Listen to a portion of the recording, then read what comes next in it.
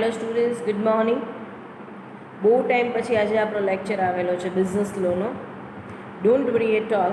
આપણે પ્રીવિયસ જેટલા પણ ટોપિક કરેલા છે આ ડિસ્ચાર્જ ઓફ અ કોન્ટ્રાક્ટની અંદર એનું તમને બ્રીફ રિવિઝન આપી દઉં છું આજે, and then we will proceed further. આપણે ચેપ્ટર નંબર 10માં અત્યારે ચાલીએ છીએ અને ચેપ્ટરનું ટાઇટલ રહેશે ડિસ્ચાર્જ ઓફ અ કોન્ટ્રાક્ટ. એ ડિસ્ચાર્જ ઓફ અ કોન્ટ્રાક્ટની અંદર આપણે વેરિયસ વેઝ ઓફ ડિસ્ચાર્જ જોયા હતા કે how the contract comes to an end, કેવી રીતના કોન્ટ્રાક્ટ ડિસ્ચાર્જ થાય છે, કેવી રીતના કોન્ટ્રાક્ટ કમ્પ્લીટ થાય છે. એની અંદર આપણે અલગ અલગ વે જોયા હતા. ફર્સ્ટ આપણે જોયું તો ડિસ્ચાર્જ બાય પરફોર્મન્સ. એની અંદર પાછા આપણે બે વસ્તુ જોઈ હતી, actual performance and attempted performance. Actual પરફોર્મન્સની અંદર આપણે વાત કરી હતી if both the party perform their respective obligation it is known as discharge of a contract by performance.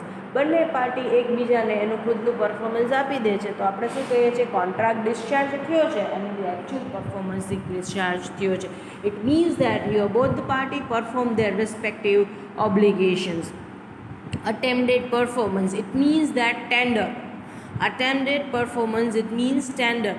અહીંયાનો મતલબ શું થશે, આપણે લોકોએ આ ચેપ્ટર નંબર 9ની અંદર જોયું હતું tender, attempted performance, offer to perform. Clear? ટેન્ડરની અંદર આપણે એવું જોયું હતું here the promisor is ready to perform the particular contract but there is a refusal on a part of promisee. અહીંયા one party is ready to perform the particular contract but there is like refusal from the another party.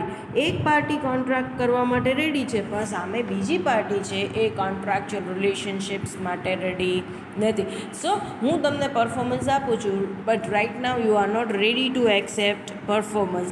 તો આને તમે શું કહો છો, attempted performance. It means કે promiser have made attempt to perform a particular contract. Second હતું discharge by agreement or a consent. Discharge by agreement or a consent એનો મતલબ થાય છે અહીંયા ક્યાંક ને ક્યાંક બંને પાર્ટી મ્યુચ્યુઅલી ડિસાઇડ કરે છે કે we wanted to enter in to a new contract, so old contract automatically get discharge. એમાં ફર્સ્ટ આપણે જોયું હતું novation, rescissions, alterations, remissions, waiver and merger. Clear? એમાં વેરી ફર્સ્ટ આપણું છે નોવેશન. નોવેશનનો મતલબ શું થશે, new, something new. So here you enter in to all together a new contract, so old contract automatically get discharge. આ બધી જ વસ્તુઓ આપણે કરેલી છે. If you are not able to recall the things, please refer our previous videos. Clear?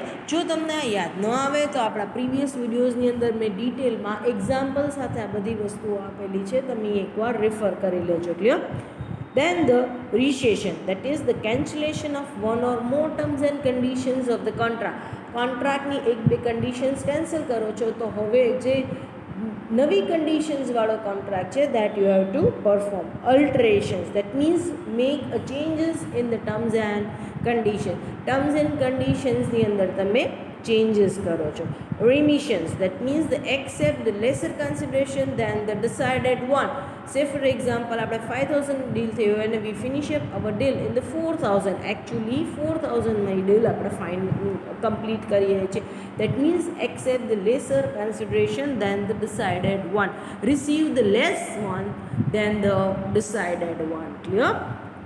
Waiver, that means set off. That means અહીંયા party સામેથી તમને ના પાડે છે, જતું કરે છે કે હવે કંઈ પરફોર્મન્સ આપવાની જરૂર નથી. If the party set off the things then don't need to perform a particular contract. Merger, inferior right merge with the superior right. No need to perform the inferior right, only required to perform the superior right. Next છે discharge by impossibility of performance. The name itself suggests impossibility of performance. That means somewhere down the line here the performance is not possible to perform. અહીંયા ક્યાંક performance કે contract possible નથી perform કરવાની એ વાત છે. Clear? So impossibility existing at the time of the formation of the contract or an agreement. જ્યારે તમે કોન્ટ્રાક્ટ કે એગ્રીમેન્ટ કરો છો, whenever the parties enter into an agreement, at that time the things are impossible to perform. એમાં બે આવશે. Impossibility existing at the time of the performance, એમાં બે આવશે. Impossibility known to the party, unknown to the party. પાર્ટીને ખબર છે, વેનેવર non to the પાર્ટીની અંદર એવું આવશે, વેનેવર the person entering into a contract, at that time a party is very much aware about the non-performance of the thing. પાર્ટીને ખબર જ છે કે whatever the promise that we are doing, it's not possible to perform. જે promise કરીએ છીએ, contract કરીએ છીએ, it is not the actually possible to perform.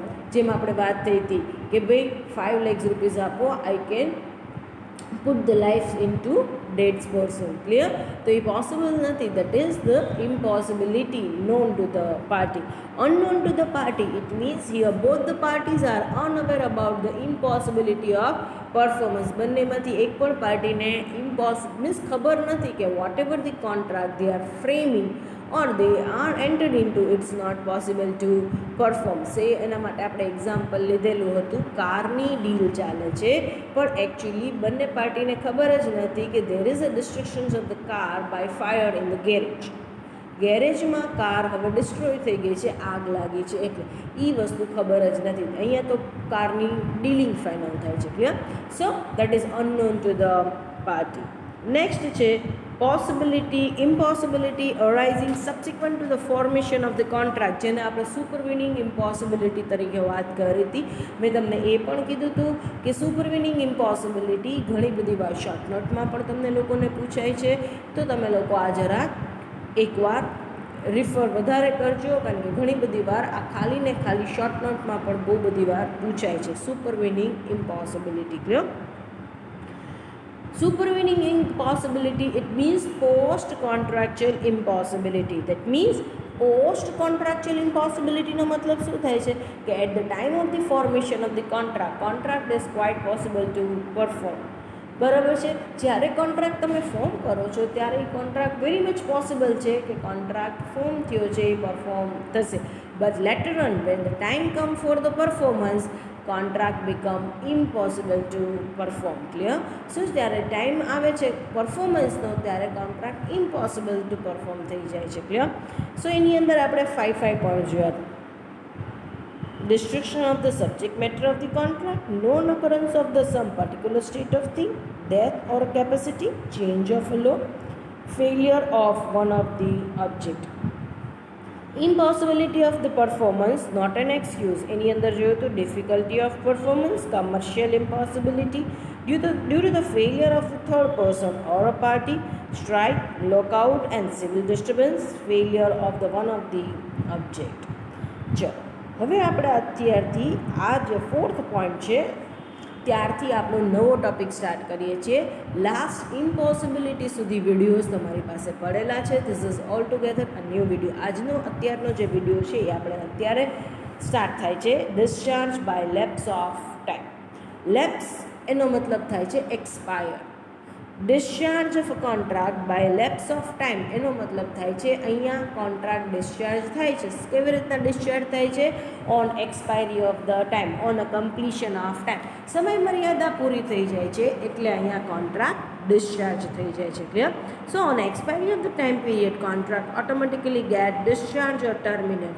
If the time period is not specified, then consider the reasonable time. Say for example, મેં તમને કીધું હોય કે તમે મારા રેગ્યુલર કસ્ટમર છો, so if you buy the things or if you place a order within a week, I will offer a 25% additional discount to you. મેં તમને આવું એક ઓફર કરી છે, you said okay fine, no issues, તમે accept કર્યું છે. તો મેં તમને એક સ્પેસિફિક ટાઈમ લિમિટ આપી છે. I will surely ગોના offer you 25% discount. હું તમને ચોક્કસ 25% ડિસ્કાઉન્ટ તમને પ્રોડક્ટ પર આપવાની જ છું, પણ જો તમે 1 વીકમાં જ ઓર્ડર પ્લેસ કરો છો તો. હવે 1 મહિના પછી તમે આવો છો અને તમે ઓર્ડર પ્લેસ કરો છો, તો જ્યારે પ્રાઇસ આપવાની વાત આવી ત્યારે તમે કહો છો કે ના, I will not pay you full price, 100% price થોડી હું પે કરીશ. આપણે તો 25% ડિસ્કાઉન્ટની વાત થઈ હતી ને એટલે જ તો મેં પરચેસ કરેલું છે. તો હું તમને કહીશ કે વાત સાચી છે, મેં તમને ઓફર કરેલું હતું કે 25% ડિસ્કાઉન્ટ, ઇટ્સ ટોટલી ફાઇન, પણ એ 25% ડિસ્કાઉન્ટ જે મેં તમને ઓફર કર્યું હતું એમાં કન્ડિશન એ હતી કે if you place order within 1 week, એટલે સમય મર્યાદા હતી. Clear?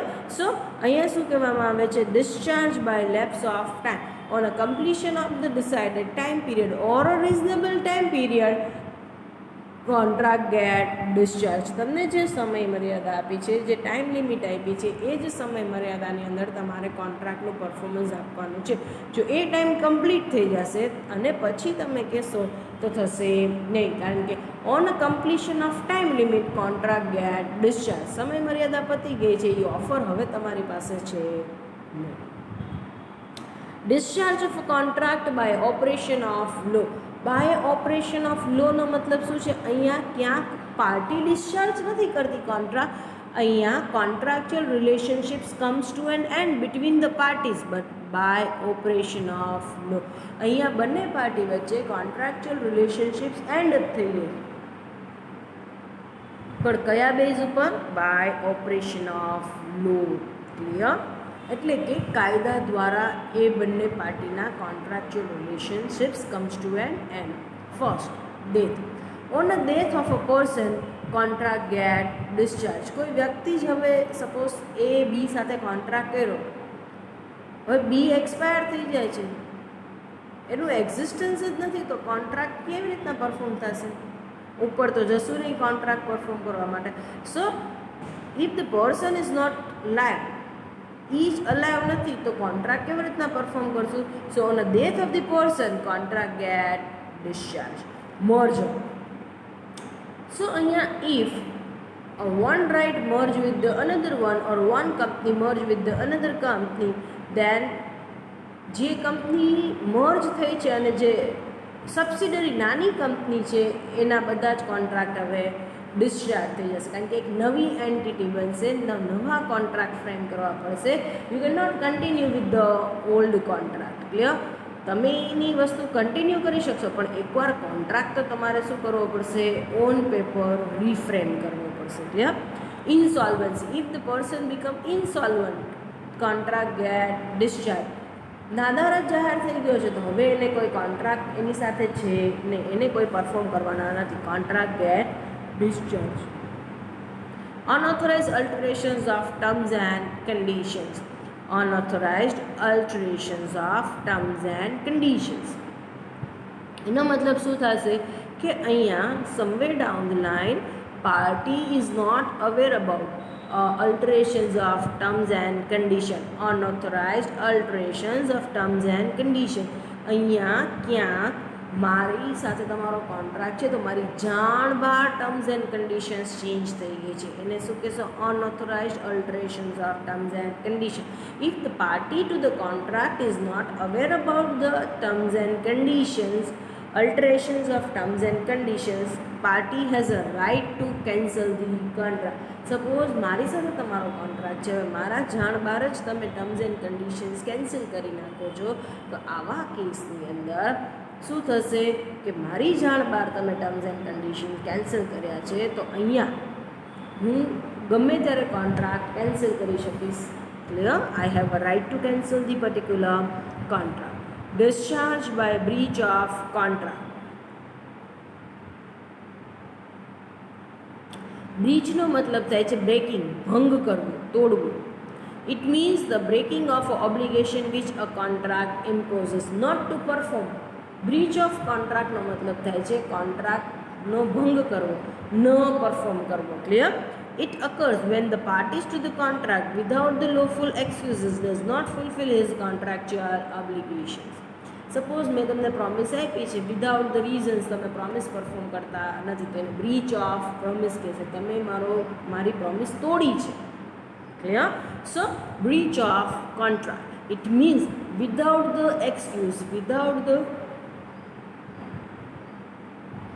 lawful excuses party do not fulfil the contractual ઓબ્લિગેશન્સ.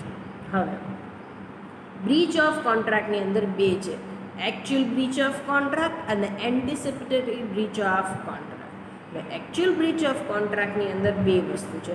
At the time when the performance is due.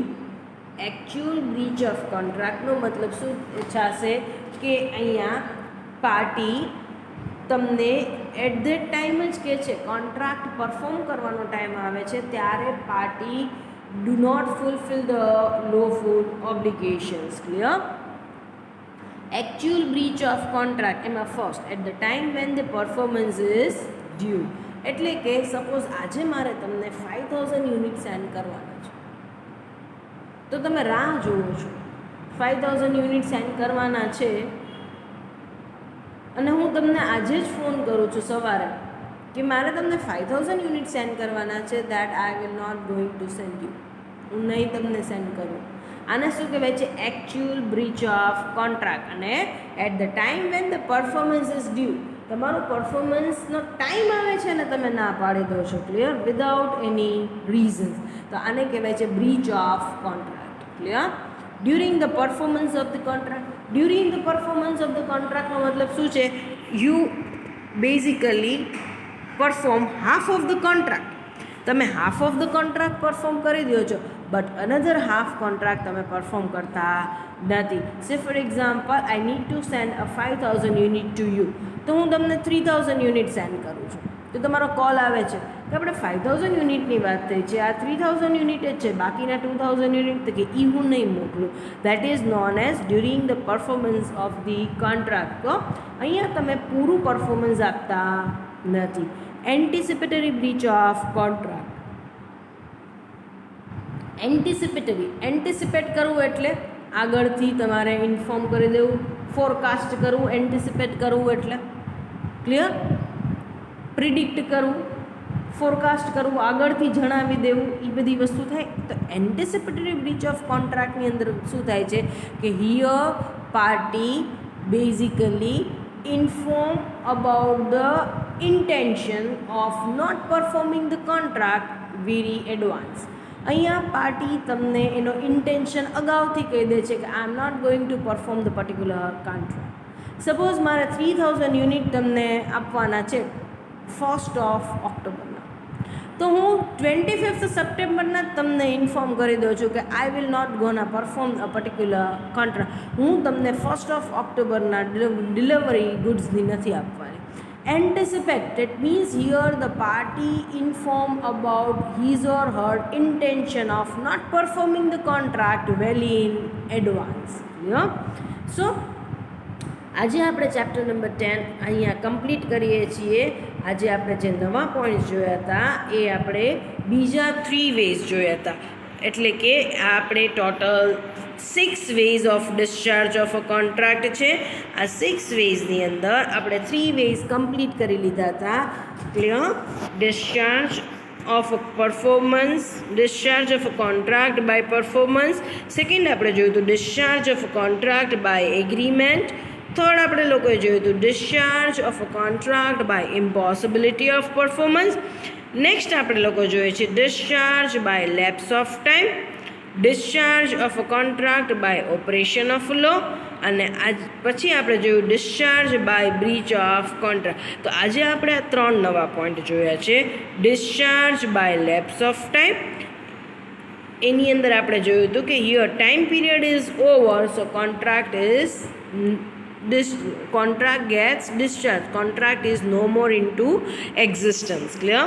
Contract discharge of contract by operation of law. અહીંયા ક્યાં કાયદાથી contract discharge થાય છે. Contract discharge of contract by breach of contract. Breach of કોન્ટ્રાક્ટની અંદર આપણે જોયું હતું કે somewhere down the line here party break his or her contractual obligation. That means party somewhere down the line fails to perform a particular contract without any lawful excuses. Clear? Chalo, in the next sessions tomorrow or in a next sessions or else tomorrow we'll again start with the chapter number 12 cozy contract. Chapter number 11 અત્યારે આપણે skip કર્યું છે, આખું બધું જ complete થઈ જશે. પછી આપણે છેલ્લે ચેપ્ટર લેશું remedies for a breach of contract. Contract બધા ભંગ કરો છો તો શું રેમિડીઝ છે એ લાસ્ટમાં આપણે જોશું. ચેપ્ટર નંબર 11 સાવ લાસ્ટમાં સ્પેશિયલ કોન્ટ્રાક્ટ એક્ટ અને કોન્ટ્રાક્ટ એક્ટ બંને કમ્પ્લીટ થઈ જાય પછી. Thank you so much.